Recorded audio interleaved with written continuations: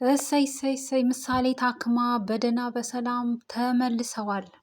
የጤናዋም ሁኔታ እንግዲህ 100% ባይሆንም በጣም ጥሩ ነው በሚል እነ ቅድስትና ዳጣን ሰርፕራይዝ አድርጓቸው ነበር ብሩክ።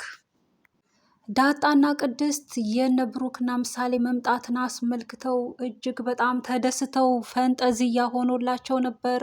በመምጣታቸውም እጅግ ተደስተው ሰለብሬት እያደረጉም ነበር።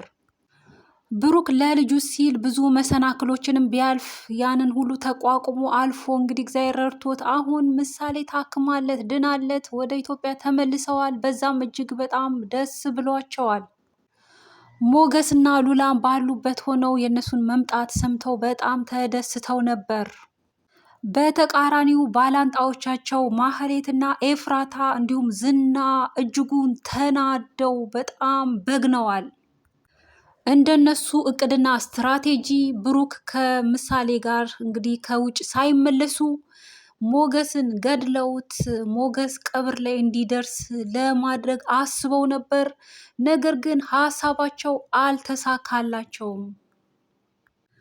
ብሩክ ብዙ ውለታ የዋለለትን ከጭንቅ ያወጣውን በክፉ ቀን ያልተለየውን ጓዱን ሞገስን አሁን ደግሞ እሱ የበኩሉን አድርጎ ከዚህም ከዚያም ተፍ ተፍ ብሎ ረድቶት ሞገስ ሉላን ይዞ ጠፍቶ በነፃነት አብረው የሚኖሩበትን መንገድ ሊያመቻች እያሰበም ነው።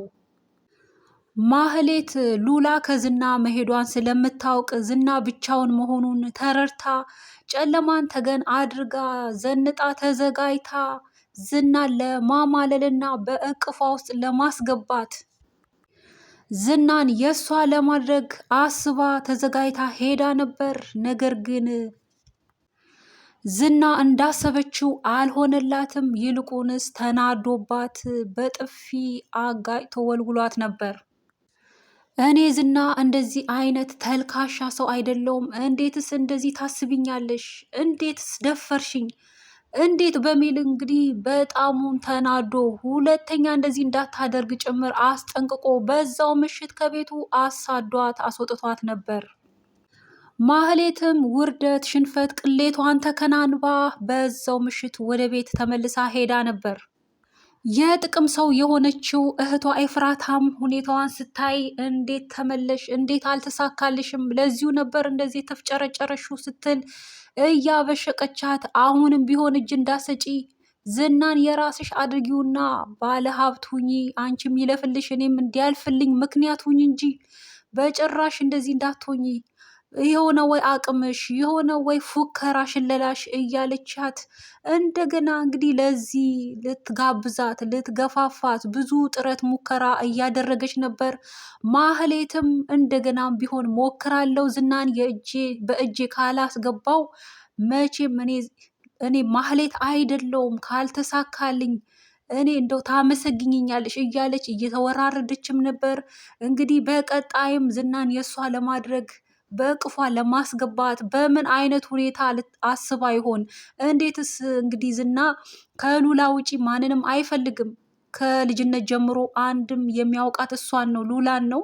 እስካሁን እስካለበት እድሜ ድረስ ከሉላ ውጪ የሚያውቀው ሴት የለም፣ የሚፈልገውም የለም፣ ማንንም አይፈልግም። በዚህ በኩል እንግዲህ ዝና ሲሪየስ ነው። ስለሆነም እንግዲህ ዝና ማህሌት ያላትን ሁኔታዎቿን ሁሉ ተጠቅማ አቅሟን ጥበቧን ሁሉ ተጠቅማ ዝናን የእሷ ለማድረግ አስባለች። ዝና ግን የማይበገር ሆኗል። እንግዲህ ማህሌትም ከኤፍራታ ጋር ተወራርዳለች። እንግዲህ ማን ያሸንፍ ይሆን? ማን እንግዲህ በእጁ ማህሌት በእጇ ታስገባው ይሆን ዝናን? በቀጣይ ክፍል የምንመለከተው ነው የሚሆነው። እንደሚታወቀው ኤፍራታ ማህሌት ሲሳካላት ያው ታጎበጎባለች፣ ታጨበጭባለች፣ አጨብጫቢ ናት። ማህሌት ሳይሳካላት እንግዲህ ስትሸነፍ ስትዋረድ ግን ከጎኗ አትሆንም። ልታጽናናት ልትመክራት እንኳን ልታበረታታትም ከአጠገቧ አትገኝም። ይልቁንስ በማብሸቅ እሷን በማናደድ አንድም አይሳካልሽም፣ ሁሌ ሙከራ ብቻ፣ ሁሌ ሽለላ ፉከራ ብቻ፣ ብዙ ታወሪያለሽ ግን አንድም የሰራሽ ቁም ነገር የለም እያለች ጭራሹኑ ማህሌትን ማናደድ ነው ስራዋ። ነገር ግን ማህሌት ተሳክቶላት ትንሽዬ ጥቅምም ስታገኝ ያችኑ አብራ በወጭቃ ለመካፈል አንደኛ ናት። አሁንም ቢሆን ኤፍራታ እንግዲህ ካለችበት ሁኔታ ለመውጣት ያው እሷ እንደሚታወቀው ሞገስን ትወደው ነበር። ኤፍራታ ሞገስን ትቀርበው ትወደው ነበር። ሞገስ ግን እንግዲህ እሷን አልፈለጋትም። ለተወሰነ ጊዜ ቆይታ አድርጎ ከዛ በኋላ አልፈልግሽም ብሏታል። ያው እሷ ሌላ ሰው የላትም፣ በዙሪያዋም እንግዲህ ተስፋ የምታደርገው ነገር ስለሌለ ማህሌትን በዚህ ሂደት በመገፋፋት ማህሌት እንግዲህ አልፎላት እሷም ከእሷ ጋር ተጠግታ እንዲያልፍላት ካለችበት ከቤት ክራይም እንድትወጣ ትፈልጋለች። ከዛም የተነሳ ከባድ እንግዲህ ግፊት በማህሌት ላይ እያሳደረች ነው። ዝና ሉላ ከቅፉ ከወጣች ጊዜ ጀምሮ እረፍት አጥቷል፣ እንቅልፍ አጥቷል፣ ምግብም እየተመገበ አይደለም፣ እጅጉን ተጎድቷል። ያለውን ጉልበት፣ አቅም፣ ጥበብ አጠቃላይ ገንዘቡን ሁሉ ተጠቅሞ ሞገስን ለማፈላለግ ብዙ ሙከራ እያደረገ ነው። ሞገስ ግን ተሰውሯል። ጭራሹኑ ሊገኝ አልቻለም። በዚህም ዝና እጅጉን እየተናደደ እየደነፋ እንግዲህ ቢያገኘው ለመጨረሻ ጊዜ እንደማይምረውም እየዛተ ነው።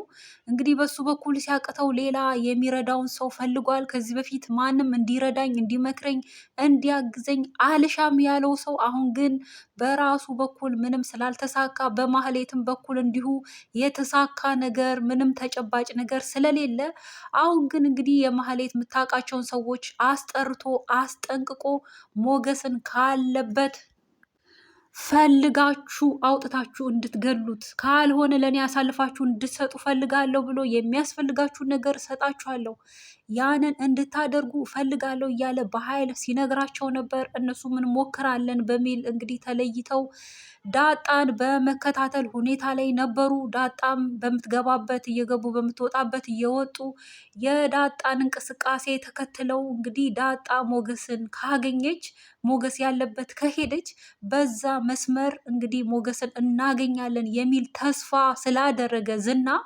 ያንን አበክሮ ነግሯቸው ኖሯል። እንግዲህ ዳጣን በእጅጉ እየተከታተሉ ነው። ዳጣ ደግሞ እንደሚታወቀው አታርፍም፣ አንድ ቦታም አትቀመጥም። ሆኖም እንግዲህ ሞገስን አግኝታው አታውቅም ነበር እና ሞገስም ናፍቀኸኛል፣ ሲቀጥል ደግሞ ቤተሰቦቼን ታፈላልግልኛለህ ብላ በዛም በዚህም እንግዲህ አፋልጋው አግኝታው ነበር። በውጭ ተገናኝተው ነበር።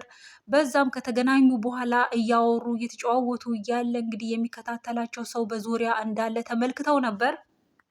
ያው ሞገስም እንደ በፊቱ በባዶ አይደለም። ለማንኛውም ሲል የሞገስን የብሩክን ሽጉጥ ስለያዘ ከመጡብኝ እንግዲህ ሳይቀድሙኝ እቀድማለሁ ብሎ ራሱን ለመከላከል የያዘ ስለሆነ በዛም ተማምኖ እንግዲህ ለዳጣም ሲያሳያት ነበር። አይዞሽ እንዳትፈሪ ይኸው ይዣለው፣ ከመጡብኝ በዚህ አልምራቸውም፣ አንቺም እንዳትነቃነቂ እኔ ሲሄድ እንደዚህ አድርጊ እያለ ሲላት ነበር።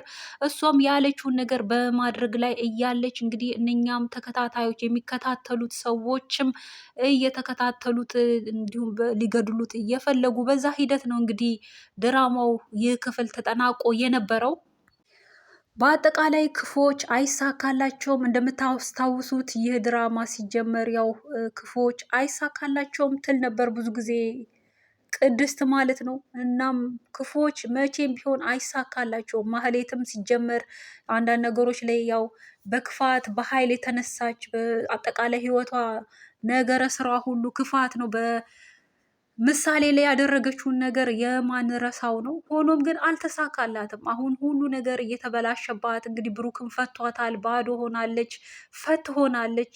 እናም ዝናም ራሱ እያዋረዳት እየተናገራት አንቺ ፈትነሽ ጋለሞታ ነሽ፣ ሴት ነሽ በማለት እጅጉን ሲያቀላት ሲያዋርዳት ነበር። እንግዲህ ይህ ከባድ የህሊና ራሱ ጉዳት ነው። በጣም የሚገርም ነው። እንግዲህ በክፋቷ ምንም ያተረፈችው ነገር የለም። ይልቁንስ በብዙ እየተጎዳች ነገሮች ሁሉ ፌል እያረገባት ምንም ስኬት ከሷ ርቋል። ዝናም ቢሆን የሚፈልገውን ነገር እስኪያገኝ ድረስ የምትፈልገውን ነገር ያድርግላት እንጂ ነገሮች ካልተሳካለት፣ እሱ የሚፈልገው ነገር ካልተሳካ እሷን እንደማይለቃት ነው። የሁሉንም ንዴት እሷ ላይ እንደሚወጣ ነው። እንግዲህ በመጨረሻም ይህ ድራማ እንደምንገምተው ከሆነ ያው ዝናም ቢሆን አይሳካለትም፣ ሉላን ላያገኛት ይችላል። ስለሆነም በዛም የተነሳ እንግዲህ ማህሌትን አይለቃትም። ማህሌትን ባያገባትም ወይም ደግሞ እንደ አማራጭ ሲያጣ ወይ ከእሷ ጋር ቢኖርም ዘመኗን ሁሉ እየተበቀላት እየቀጣት እንደሚያኖራት ነው። በአጠቃላይ በዚህ ቪዲዮ ያዘጋጀነው ይህንን ይመስላል። ስለተመለከታችሁ እስካሁን አብራችሁን ስለቆያችሁ ከልብ እናመሰግናለን። ቀጣዩን ክፍል በቀጣይ እናቀርብላችኋለን። ለዚህ ቻናል አዲስ ከሆናችሁ ሰብስክራይብ ማድረግ እንዳትረሱ፣ ቪዲዮንም ላይክ በማድረግ አበረታቱን። በያላችሁበት ደህና ሁኑልን። ባይ ባይ።